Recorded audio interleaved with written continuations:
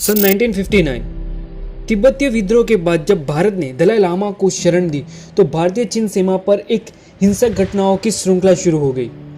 20 अक्टूबर 1962 लद्दाख और मैकमोहन रेखा के पार चीनी सेना ने एक साथ हमले शुरू किए।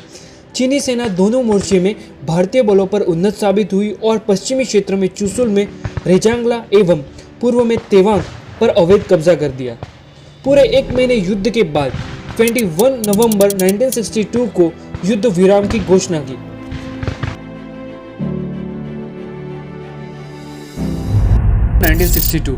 चीन से पराजय होने के बाद भारत के संरक्षण मंत्रालय ने पराजय के पीछे की वजह को जानने के लिए विशेष जांच करने का और उसके रिपोर्ट बनाने का आदेश जारी किया। इस जांच पड़ताल के लिए 1962 में जालंधर के commanding officer lieutenant general Henderson brooks को यह काम सौंपा गया। लेफ्टिनेंट जनरल हेंडरसन ब्रुक्स ने ब्रिगेडियर पीएस भगत के सहयोग से विश्लेषणात्मक रिपोर्ट तैयार की और इस रिपोर्ट को जुलाई 1963 में संरक्षण मंत्रालय को प्रस्तुत किया। ब्रुक्स और भगत का रिपोर्ट काफी चौंकावनारा था। युद्ध के लिए भारत की अपर्याप्त तैयारी के कई सारे उदाहरण उसमें शामिल थे।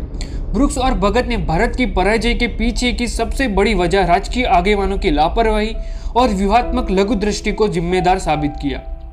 युद्ध पराजय के पीछे राजकीय लापरवाही साबित होने से सरकार ने हेंडरसन ब्रुक और पीएस भगत की रिपोर्ट को क्लासिफाइड का लेबल चिपकाकर गुप्त सरकारी फाइल में बंद कर दिया। भारत के कायदे कानून के मुताबिक क्लासिफाइड सरकारी दस्तावेज 25 साल बाद समग्र जनता के सामने रखे जाते हैं। फिर भी ब्रुक्स और भगत की रिपोर्ट को जनता के सामने लाने के लिए देश की किसी भी सरकार ने मांग न की, जिससे सरकार ने उस रिपोर्ट को क्लासिफाइड ही रखा। 50 साल बाद इस रिपोर्ट को 2014 में जनता के समक्ष प्रकाशित किया। ब्रिटिश पत्रकार नेविल मैक्सवेल, जिन्होंने 17 मार्च 2014 के दिन हेंडरसन ब्रुक्स और पीएस भगत के द्वारा बनाए गए रिपोर्ट को इंटरनेट पर अपलोड किया। 1962 में चीनी आक्रमण के वक्त प्राइम मिनिस्टर नेहरू और संरक्षण मंत्री कृष्णन मेनन जैसे राजकीय आगेवान और chief of the general staff lieutenant general Brij Mohan Kaul जैसे लश्करी अफसर किस हद तक लापरवाह रहे, उसका 190 पेज का एनालिसिस रिपोर्ट ब्रुक्स और भगत ने बनाया था।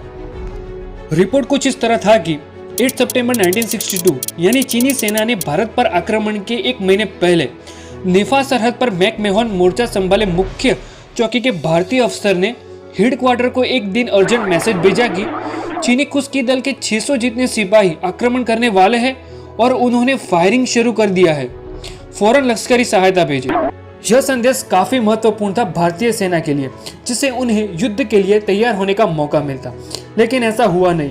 नेफा सरहद के भारतीय इंचार्ज और chief of the general staff lieutenant general Brij Mohan Kaul उस वक्त अपने परिवार के साथ कश्मीर में छुट्टियां मना रहे थे, जहां उन्हें डिस्टर्ब करना मना था।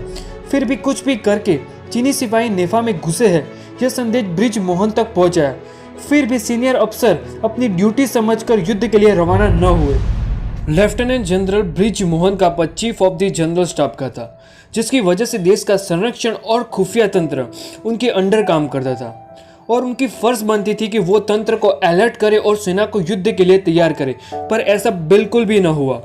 सभी देश में प्रणालीगत नियम है कि जब भी युद्ध होने को सुनाई दे तब संरक्षण मंत्रालय chief of the general staff की छुट्टियां कैंसिल कर सकती है, पर लेफ्टिनेंट जनरल ब्रिज मोहन के नाम पर ऐसा कोई भी आदेश जारी न हुआ, क्योंकि उन पर प्राइम मिनिस्टर नेहरू की कृपा थी। लेफ्टिनेंट जनरल ब्रिज मोहन कमला नेहरू के रिश्तेदार थे। नेहरू की मेहरबानी की वजह से ब्रिज मोहन कौल ने chief of the general staff का पद हासिल किया था। बिना एक्सपीरियंस कौल को ईस्टर्न कमांड का हवाला सौंपकर प्राइम मिनिस्टर ने बहुत बड़ी गलती की थी।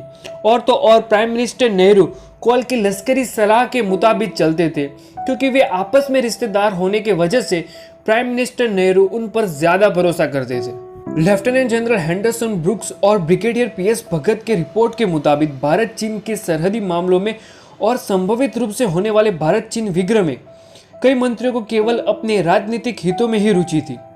सरहद की व्यूहात्मक समस्याओं जैसे भारतीय जवानों को नेफा सरहद की पहाड़ी पर होने वाली समस्या, चीनी लश्कर का भारतीय सरहद पर कब्जा, मैकमोहन सरहद पर होने वाली घुसखोरी, लद्दाख के अक्सार चीनी क्षेत्रों में चीन द्वारा चलने वाली कंस्ट्रक्शन वर्क इत्यादि अत्यंत गंभीर प्रश्नों को कई सारे मंत्री इग्नोर करते थे।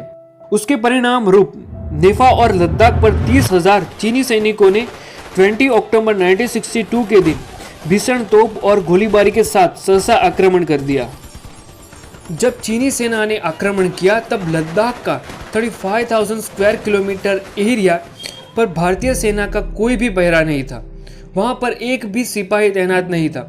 दूसरी एक और चौंका देने वाली बात यह थी कि भारतीय फौज के ब्रिगेडियर के सामने ही चीन के 2000 से भी अधिक चीनी सिपाही युद्ध और आक्रमण की तैयारी में व्यस्त थे।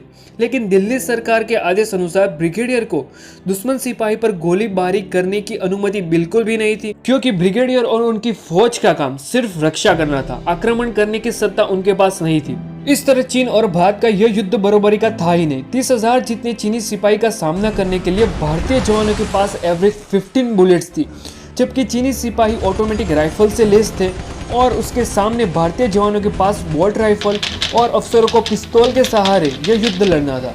सरकार के पास सेना को देने के लिए अत्याधुनिक हथियार भी नहीं थे। लश्करी वाहन, तोपें जैसी युद्ध सामग्री भी काफी कम थी। उसके परिणाम रूप कितने भारतीय सिपाही और अफसरों ने भारत की रक्षा करने के लिए अपने प्राण न्योछावर कर दिए। इस युद्ध में करीब 4,000 जितने भारतीय सिपाही और अफसर शहीद हुए।